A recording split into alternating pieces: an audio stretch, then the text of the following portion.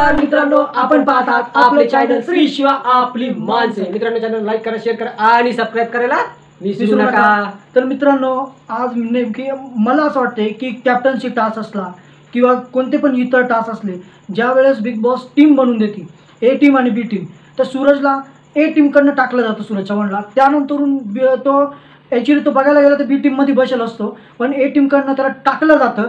तो एकदम परफॉर्मन्स एकदम जबरदस्त आणि टास्क एकदम मन लावून खेळतो। आणि मेन म्हणजे प्रश्न असा आहे, आरबाज त्याचा खूप फायदा करून घेतो। आपल्याला दिसतंय, पण ते निकी आणि आरबाज त्या सूरजचा गैरफायदा घेतात त्याच्याकडनं। म्हणजे तो टास्कमध्ये 100% द्यायचा प्रयत्न करतो। कालच्या टास्कमध्ये त्यांनी जर ते दोन अंडे होते, त्यांनी जर अभिजितला धरलं नसतं आणि अभिजितला अडवलं नसतं आणि त्या अभिजितला ओढलं आणि त्याच्यामुळे त्या धनंजयनी डीपी दादानी ते अंडं उचलून तो टाकू शकला होता।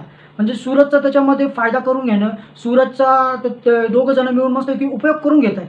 आणि त्यानंतर ज्यावेळेस कॅप्टन्सी टास्क आला का त्यावेळेस सूरजकडं वैयक्तिक टास्क असला की त्यावेळेस सूरजला सपोर्टच करायचा आहे। त्याच्या ॲक्च्युली झिरो, म्हणजे निकीला पण वाटलं नाही का आपण जावा, त्यांनी आपल्याला एवढी मदत केलेली सूरजनी। बघायला गेला तर तो आपल्या टास्कमध्ये होता, त्यांनी 2 अंडे सेव्ह केले, दोन कंटेस्टंट बाजूला केले, नाही तर आज आरबाज तिथं कॅप्टन्सीला असता का? नसता।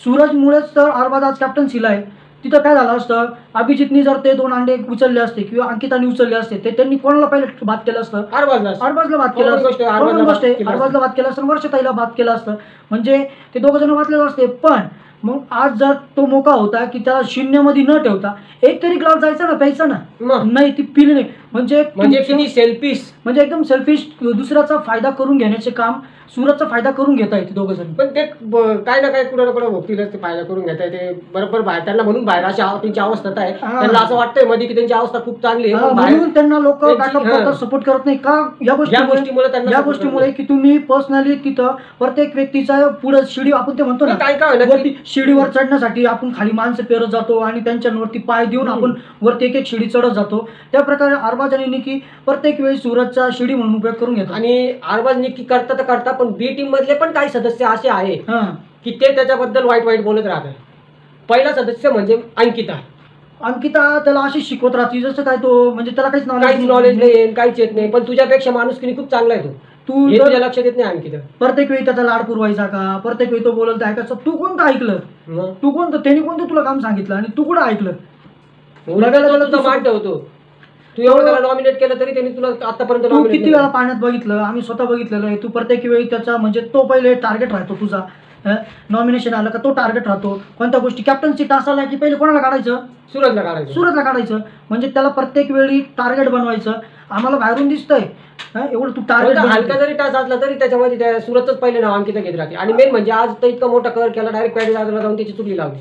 मग तेच काम, म्हणजे पॅडी दादा तर एवढा समजदार आहे की तो जाऊन तिथं समजुतीने बोलला। ते म्हणजे काय चालू आहे तिचं सूरजची इमेज खराब करायचं, ते मागे पण आम्ही व्हिडिओ बनवली, सूरजची इमेज आपण खराब करू या हिशोबाने ती गणित तिथं चालू आहे। कारण की सूरज बोटिंगमध्ये हायवर असतो, ते तिला 3-4 वेळेस माहीत झालेलं आहे।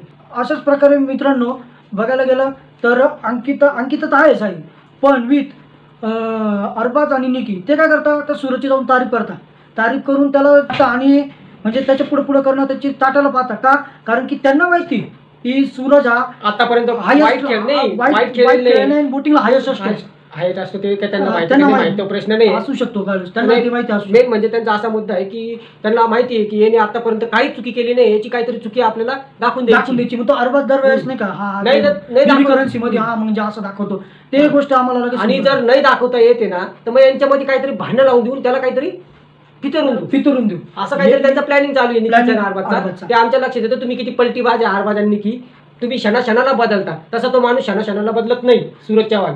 त्यांनी स्वतःचा वैयक्तिक म्हणजे स्वभाव असा आहे, नेचर असं आहे की तो प्रत्येकाला धरून चालतोय। आज राग आला एवढा, त्याला राग मान पण ठेवतो ना मोठ्यांचा। तो पॅडीदादाचा राग आला नंतर तोच पॅडीदादाला जाऊन सॉरी बोलला, पॅडीदादा पहिले बोलला, नंतर तो पॅडीदादाला सॉरी बोलला, अंकिताला पण सॉरी बोलला। म्हणजे असं मनामध्ये कोणती गोष्ट दाबून ठेवायची नाही, बिनधास्तपणे बोलायचं। आणि तर अशा प्रकारे काय होतं की निकी, अरबाज, अंकिता मला वाटतं हे सगळं त्याचा वापर करून घेतात आणि त्याला फेकून द्यायचा टास्क मध्ये त्याचा पूर्णपणे वापर करून घ्यायचा पूर्णपणे टास्कमध्ये वापर ताकदीचं वगैरे ते सगळं वापर करून घ्यायचा. तर मित्रांनो, आपण सूरज चव्हाणला सपोर्ट करूया आणि असंही आपण सपोर्ट करतोच आहे. आणि या गोष्टी आम्हाला तुमच्या समोर सांगायच्या होत्या की सूरजचा बिग बॉसमध्ये ॲक्च्युली निकी सगळेजण फायदा करून घेत आहे. तर या गोष्टी तुमच्यापर्यंत आणायच्या होत्या. अशा प्रकारे आम्ही आणल्या. चॅनलला लाईक करून टाका आणि सबस्क्राईब नक्की करून टाका.